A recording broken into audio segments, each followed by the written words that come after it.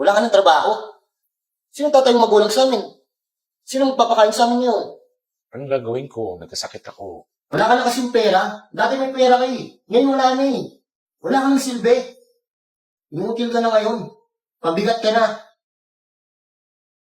Ate, ganun yung padala niya, no? Ni tita. Hindi ko alam, baka na-busy lang yun. Kailangan ko yung pera eh. Kaya mo na, magme-message yun kapag nagpadala na. Alam mo naman, cool kid ako eh. Sikat na sikat ako sa school namin, di ba? Nakakalimutan mo yata rin natin. Hindi kailangan yun. Hindi naman. I'm home. Tita! Dito ka na! Mga pamangkin ko. Namiss ko kayo. Sapatos mo! Uy! Iupo ka muna, tita. Eh, Gusto naman ang laban, tita. Okay lang. Ba't puro damit ko, tita? Wala yung sapatos. Di ka naman, kailan ka babalik ng ibang bansa? Baka naiwan mo? Ano ba yan, Chris? Kakarating na ni tita. Tatanungin mo na naman kung kailan siya babalik ng abroad. Naghihintay lang ako tapos hanggang ngayon, wala pa rin ng tita. Yan naman yan. So, ang balita kasi, nawalan ako ng trabaho. Wala ka ng trabaho. Sino tatayong magulang sa amin? Sino magpapakain sa amin yun? Anong gagawin ko? Nagkasakit ako. Ano yung mga luho ko, tita? Yung tuition fee ko. Pinag-aibang pa naman sa mga kaibigan ko na parating na yung sapatos na dala mo. Hanggang ngayon, wala pa rin pala. Ang isang araw ko pa iniisay yun eh. Ano ba? Yan lang yung iniisip mo? Sabi niya, di ba may sakit siya? So, hindi na siya pwede makapagtrabaho abroad. Ano gagawin natin yun? Tutungan nga tayo lahat dito? Tita naman! Chris, anong tutunga nga? Ito na yung oras na kailangan natin magtulungan. Lalo na't may sakit si tita. Magtulungan. Bahala kayo dyan. Hiyaan mo na yun, tita. Ganun talaga yun. Pasensya na ha. Okay lang po. Hindi ko naman alam na mangyayari to. Tita, baka pwede mo kayo din ng kahit 500 lang. Lalabas ako kasama ng mga kaibigan ko eh. Wala na akong pera. Di ba sinabi ko naman sa inyo? Grabe naman tita, kahit 500 lang. Kakagaling mo ng ibang bansa oh. Kuha mo naman ako ng tubig na. Grabe ka naman tita, inuutosan mo pa ako. Kami nga ni din dito, may kanya-kanyang ginagawa sa bahay. Tapos ikaw, andito lang, tanghaling dapat, nakahilata ka pa rin. Tsaka ubo-ubo, sasakitan ka lang dyan eh. Bakit ba ganyan ka na sa akin ngayon?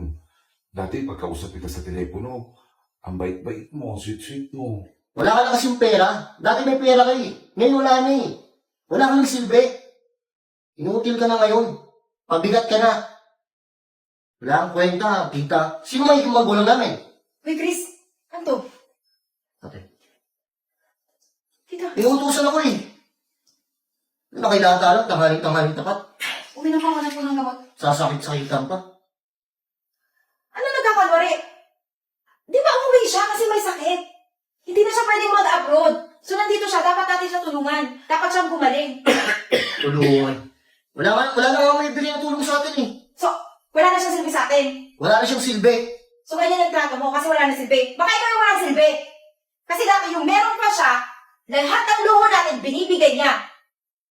Ano? So ngayon, susumbat mo sa akin yung mga ginawa ni tita? Dapat lang, wala kang utang na loob. Sino mo magulang natin? Siya, di ba? Tama na. Tumigil na kayo. Tita, Wala nga kayo dyan. hoy, wag mo akong talalikuran. Bumalik ka dito. Tama na. Tita, sorry. Sumusobra na siya eh. Anong ka pa muna ng gamot?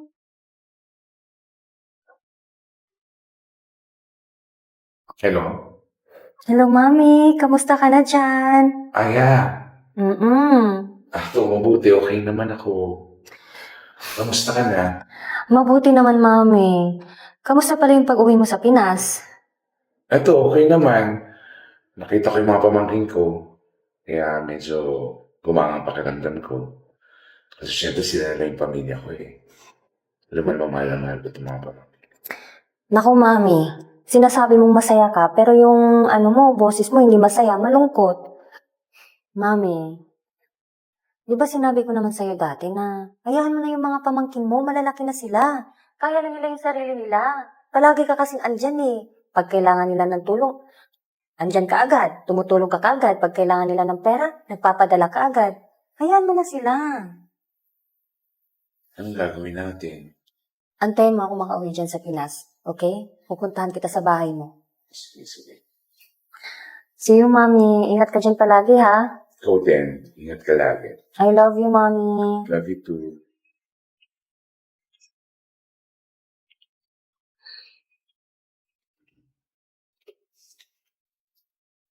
Nagugutom ako. Kuha mo naman ako ng pagkain. Kung nagugutom ka, magluto ka. Okay. Hindi ka nagpagsilbihan, wala ka namang silbi. Tsaka pwede ba? Nakakaibita ka. Alam mo, pumasok ka na ng kwarto. Kumakain yung tao, nawawala yung gutom ko sa'yo eh. Mami! Lumabas na pala ako. Bumili ako nito.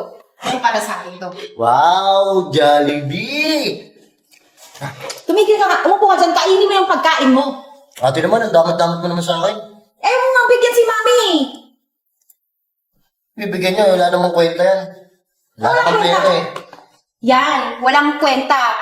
Sana, nung okay pa si Mami, wala pang sakit, nag-aral ka ng mabuti, hindi ka babalik-balik ng high school. Sana kolehiyo ka na at graduating. Ano ginawa mo? Nagbulbul ka, nagbarkada. Pakialam mo kung pabalik-balik ako. May pakialam ako, ate mo ako, kapatid mo ako. Nasarap ka. Siyempre, kasama ko yung mga kaibigan ko eh. Mas gusto ko kasama yung mga kaibigan ko kaysa magtapos. Eh, doon ka sa barkada mo, doon ka kumuha ng pera para pang-aral mo. Nagsarap kayo ng pagkain. Oo nga, yan nga, nakakawalan ng gana eh. Ikaw walang silbi. Yamin, Mami. Kung pansinin niyo, kumain tayo. Salamat ha. Tita, tingnan mo to. Nakakatuwa sila. Tika, may nagdo-doorbell. Buksan mo yung pinto. Naglalaro ko. Ba't si tita yung inuutusan mo? Ikaw yung bata, Digo. Anong bang inaano mo ate? Naglalaro ko eh. Ang Iwasan bastos mo mo. ako. Bastos mo tayo. Tigilan mo nga yan. Ano ba? Tita, guys, mag-away pa kami. Buksan mo yung pinto. Ito, Ako wala ba? ka na ng silbi rito. Yung pagbukas, di mo magawa. Ikaw, Chris, ha? Namumuro ka na. Ako na nga magbubukas. Wala ka ng kwenta, ganyan ka pa. Ay, tita. May bisita tayo. Uy, ang ganda ng isip. Ay, Mami Osam, kamusta ka na? I miss Miss you so much. Kamusta ka na? Hindi ka dumating. Kahapon lang. Tsaka kaya pumunta ako ngayon dito. Kasi nga sinabi ko sa'yo, diba? Bibisitahin kita. Ganda ng Ganda naman ng bisita mo. Siguro, may utang si tita sa'yo, no? Ikaw talaga, kung kani-kanino ka na umutang, mas maganda ka. But, pwede mo lang pakilala para mali mo masunod natin yung problema mo. Tumahimik ka nga, please. Ate naman, ito naman, hindi discount yan. Kakahiya ka. Sumasagbat ka sa usapan nila. Ito ba yung sinasabi mong mga pamangkin mo? Opo. Chris pala. Hindi na mayabang. Bastos pa. Diyos ko. Nga pala, pumunta pala ako dito para personal na sabihin sa'yo. Maraming natulungan si Mami Osang sa Japan, lalo ng mga kabayan natin. Dito nga, hindi siya makatulong. Ibang bansa pa kaya. Alam mo, buti pa yung ibang tao nire-respeto si Mami. Ikaw mismo na pamangkin, walang respeto. Tsaka alam mo, hindi na wala ng pera si Mami. Maraming pera to. Maraming pera. Eh, ba't yung sapatos na pinapabili ko yung Jordan, di niya nabili? Tsaka pera, tignan mo nga kung walang pera, pera-pera nandito lang sa bahay.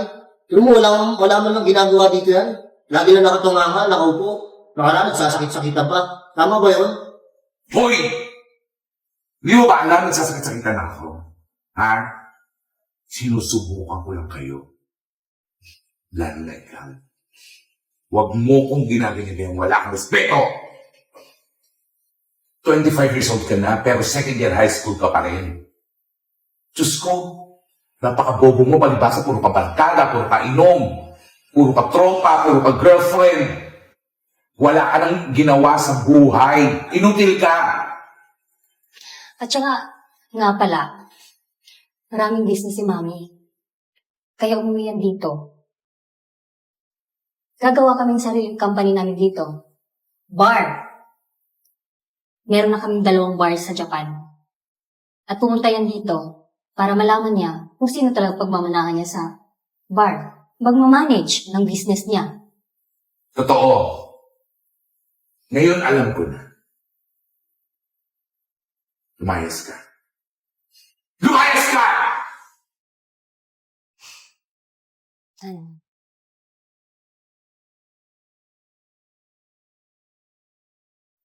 Ay, Mami. Grabe yung batang yan.